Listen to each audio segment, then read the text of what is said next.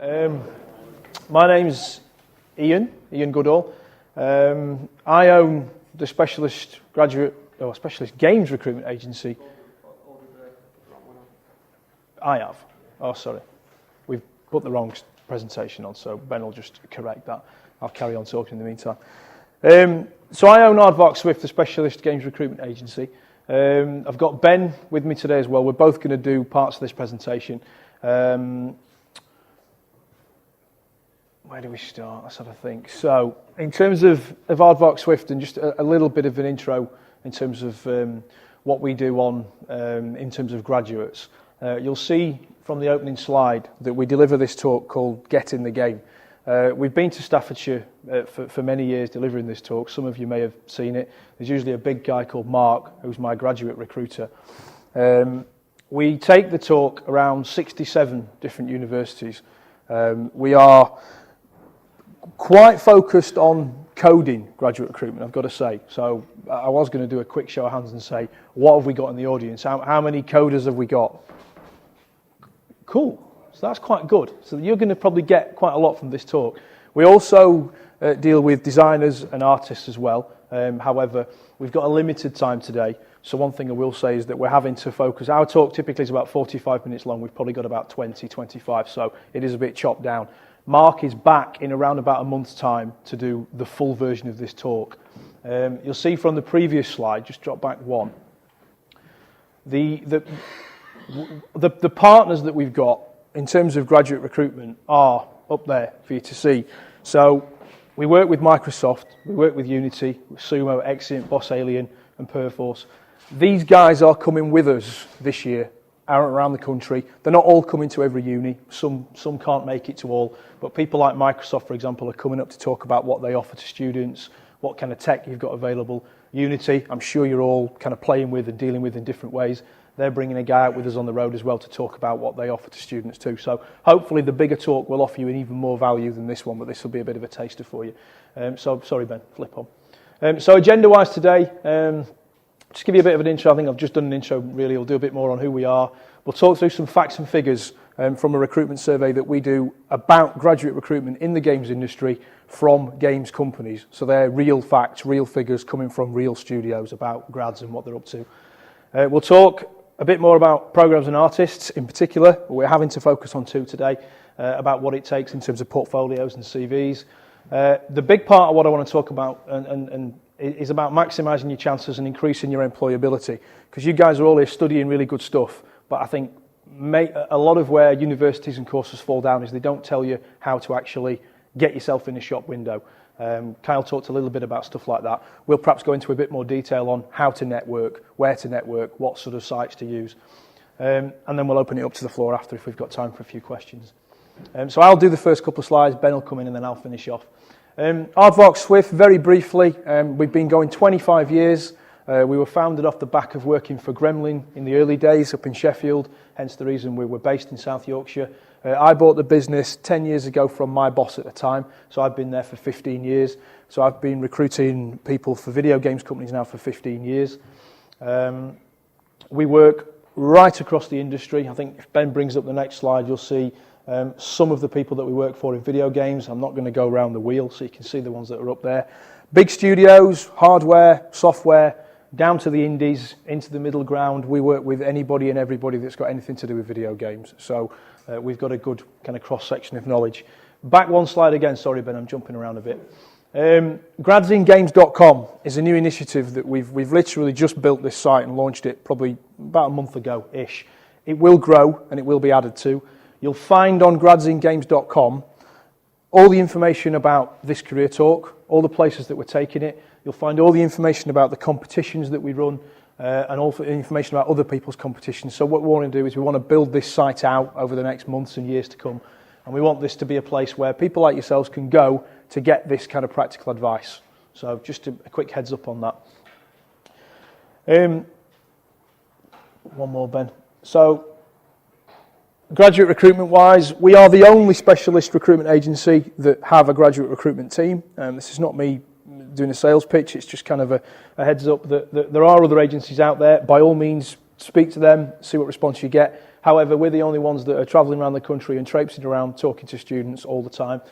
We're the only ones that run video games competitions, and we're the only ones that are really making an active effort to pull the games industry together with academia and hopefully get everybody talking. So hopefully, I'm not going out on a limb and saying that we are graduate recruitment experts, so by all means use that facility, it's what it's there for. And all of the service that we provide is free to you guys. So whether you get that or not, I don't know, but I did want to stress that we make our money by charging games companies to hire graduates and to hire staff. That's how we make a living.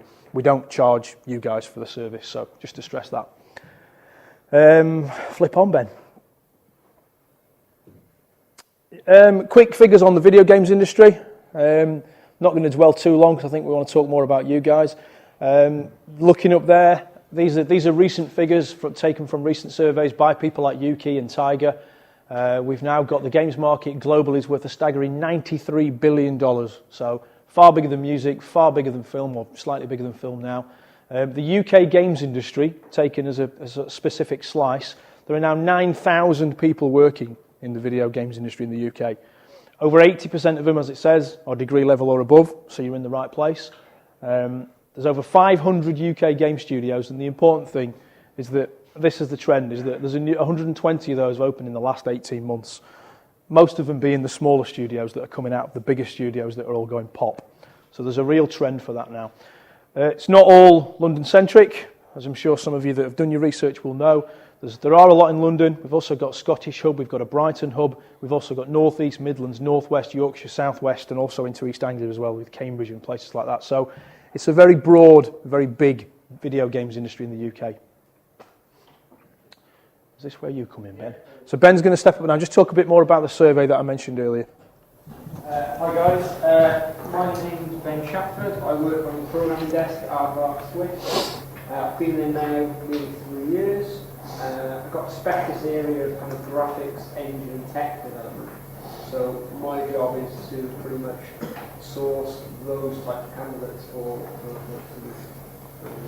our agency. We've conducted a specific graduate survey that's probably been going about 8 years now. It goes across the big studios, the kind of smaller studios. So what we're going to do is give you some kind of numbers really, a bit more insight into kind of what graduates need to have to get into the games industry. There's two specific areas they're after. We've got artists and programmers. So as you can see from the kind of survey, 39% of studios are wanting to hire more grads. There's only kind of the 16% that kind of stay the same. So the kind of gist is there's more jobs for you guys. So the main skill sets from programming wise to get into the games industry is the kind of C++. You need to have this to get through the door. Different studios use different programming languages, but as a starting point, C++ is a massive bonus. Object orientation methods is used as industry standard, so that would help as well. Second one is maths. You need to have good math ability, angles, vector maths, physics as well. You use this on a daily basis in programming. And the third one is portfolio. This is probably the most important. You need to have kick-ass portfolio basically to get through the door in games. Very competitive, and just kind of remember that it's kind of quality rather than quantity. So when you kind of get your CV in the application process, make sure you've got that on there so the hiring manager can have a look. So what does it take to succeed? Again, just touching on the portfolio. So make sure you've got a completed game. There's no point showing something that's in the development stage or something that needs extra work, a bit of tweaking. The demo's going to distinguish you from other grads, so make sure it's your best work. Make it easy access. There's numerous kind of online website builders, CMS sites, all free for you guys to use. I recommend WordPress. very easy to use. Get your links on there, get your demos. If you're artists, get your portfolio screenshots on there. That's always a big bonus for the application process. If you've worked on kind of multiple engines, that's great as well. Programmers need to be versatile in the games industry. Again, screenshots, videos, make sure it works out of the box. The last thing you want to do is on a demo and the end user's got to compile some code. That's the kind of gist. There's some examples here. We've got Adam, Dan and Simon. They're all previous Search for a Star winners. We can give you that info later on if you need to have a look, but they're what we'd say are really good portfolios to go by. So again, desirable skills, flexibility. There's a few kind of lists of other kind of desirable skills. You've got JavaScript, C# stuff, the other programming languages. They're a bonus if you want to specialise in, I don't know, tools development. C# is a big kind of bonus. Just to stress as well, this is the information that's coming back from the survey. So this is not kind of us deciding what the games industry wants. This is driven from the questions that are on that survey, which will not bore you with the list of questions, but literally this is the stuff that's coming back from industry. This is what they're looking for in coders, obviously. Again, communication is a massive bonus for kind of getting your first job. You're going to be collaborating with your art team, other programmers. You need to communicate well. There's a saying that you need to be T-shaped, and that kind of saying is that you need to have a broad or wide knowledge base, but then have a kind of depth to your experience. So that if you've got any kind of graphics API experience, list it because it's only going to be beneficial. Okay, so where do they fail? Again, it's the C++ experience, the maths. A-level maths is obviously essential for kind of programming graduates. We've got kind of, again, that T-shape, going back to that, go wide, but also a deep area in one area. Okay, so for artists, again, same kind of principle really. Getting portfolio, you need to be specialist. So you've got your kind of 2D, your 3D, or your animator. I wouldn't personally go down all three avenues. I choose one, I stick to it, I develop myself further, I get some kind of a portfolio together. There's different kind of routes within each. So you've got 2D, you've got a bit of UI concept, Illustrator. The 3D stuff, more kind of character, asset. And the animators, you can be 2D or 3D. Technical artists and kind of technical animators are a bit further along, so you probably get that kind of experience a bit later on. So it's a bit more kind of programming as well as art for those type of roles. Again, portfolio, massive key for the application process.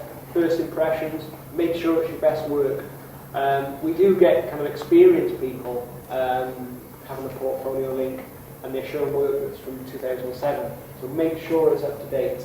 I know a lot of studios have got art assets that are under NDA for obvious reasons. But if you've got any work in your spare time, make sure that's available, easy access, in the box. Again, quality over quantity. These are some forums. I can give you these links later on, or give you a copy of the PowerPoint. But these are specific forums where you can have a look. There's also some portfolio advice, and also there's examples of good portfolio links. So I can pass that on later. The CD structure, again, portfolio, that's all I've been saying. Make sure it's good. Intro and a profile, get a covering letter, or paragraph I should say. It doesn't want to be a page of an intro. You're working in games, you want to work in games, so make sure it's fun, make sure you emphasise that you like games you want. If you're going to want to specialise in something, make sure it's included. Skills section. You've got the best thing I would recommend for this, for programming and art, is a table. make sure you've got your platforms on there, make sure you've got your graphic APIs, any art software, your Macs, your Mayas, any of that. Again, your programming languages, your HTML, your C++, whatever it may be, make sure it's visible. If you don't put it on there, the studios are not going to, they're just going to assume that you don't have it. So make sure it's on there. Education, obviously your degree, it's pretty essential to get into the games industry. Make sure your key modules are on there. Grades as well, we do look at that. Same with A-level results. On programming, it is kind of maths heavy, so A-level results need to be included. Employment, if you've got any experience working in Tesco's or any kind of retail, anything like that, I wouldn't include it. It's not relevant to the games industry. So if you've got any kind of games testing experience, maybe done a week's doing some volunteer work, include that. That's always a kind of starting point. Yeah, the only thing I'd add to that as well is that the work experience is not so much as it's irrelevant. It's I think what we do want to see on CVs and what studios do like to see and need to see is not that you've worked in Tesco or you've worked in Blockbuster, for example, but it's what you've learned there. It's what soft skills you used. It's whether you were part of a team. It's whether you used communication skills. It's whether you dealt with people face to face from a customer basis. It's not just the fact that you had the job. It's the skills and the talent that you used in that job that can be applied to a video game studio. So just to stress that point a little bit. And then you've got hobbies and interests, your games, what kind of genre of games do you like, include that. Any, I don't know, music interest. We work with quite a lot of studios that do music games. This company, Lennox Spa, DJ Hero. If you're a big fan of music, that's going to be an added bonus for you to get through their door in their application process. And don't make it more than 2 pages. Yeah, and the other thing as well as stress is that we kind of use this as a structure. So I would say, yes, you want to be unique, and yes, you want to show a bit of creativity with your CV, but don't go mad. You've got to get, this CV's got to be easy to read. It's got to be easy for people to pick up. It might be you might think it's the most boring looking document in the world, but these guys are getting huge numbers of these through the door. So people will recognise this as a format. It's the content that's more important, I think. Yes, if you can make it quirky and make it a bit unique, then maybe do so, but get the basics right first. Don't send them a video of you doing something which you think is absolutely amazing and shows you off as a person if you're not going to do the actual nuts and bolts of who you are and what you do. If you want any advice on CV templates, grads and games, we've got a link from there you can download as well. I'll pass it back over to Ian. Okay, just speeding up a bit because we're into the last 5 minutes. So in terms of maximising your chances, then be flexible. Kyle talked a lot of sense about how to be, how to behave, and how to portray yourself. The humbleness and everything else, absolutely spot on. I would agree. We get so many rejections at interview from graduates that have gone in and told the people what they're going to do, told them what they're going to do in their job, and really come across as just being arrogant.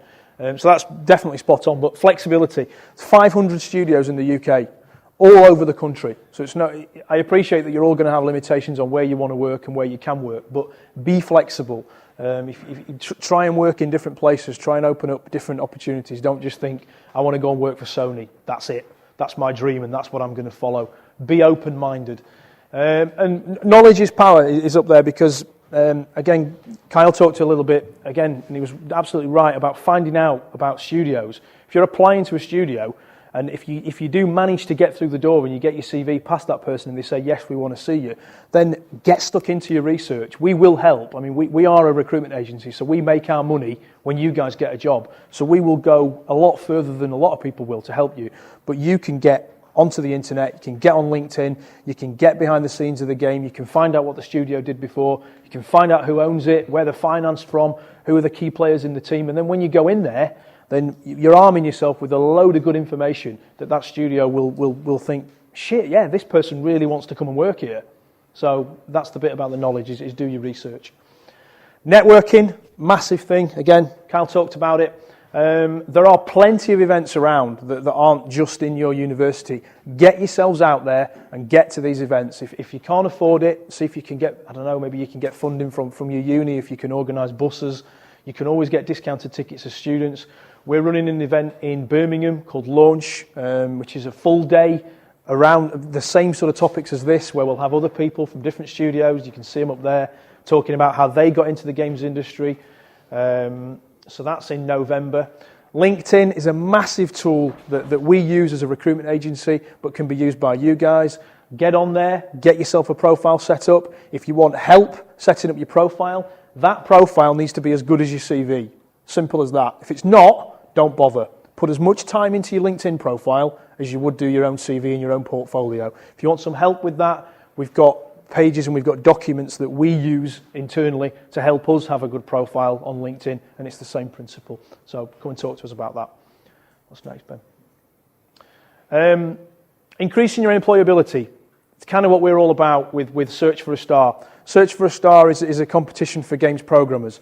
We're hoping to broaden that out in the years to come and have a competition for designers and a competition for artists.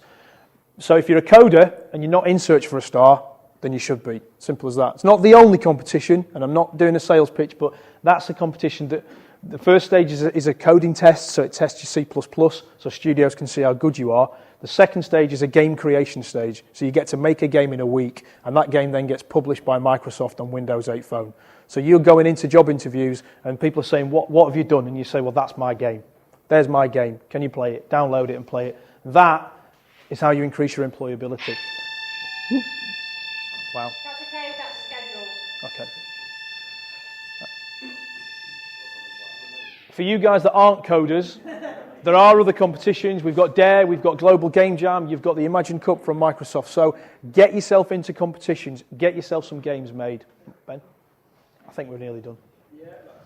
So that's us. Again, grab us later, get contact details. You've got Mark, who's part of the grad team. You've got Simon, who does designers and artists. Ben, who does coders as well. But grab any of us and find the website, find grads in games, and just come and speak to us. We're there as a resource to help you get in. So please come and speak to us.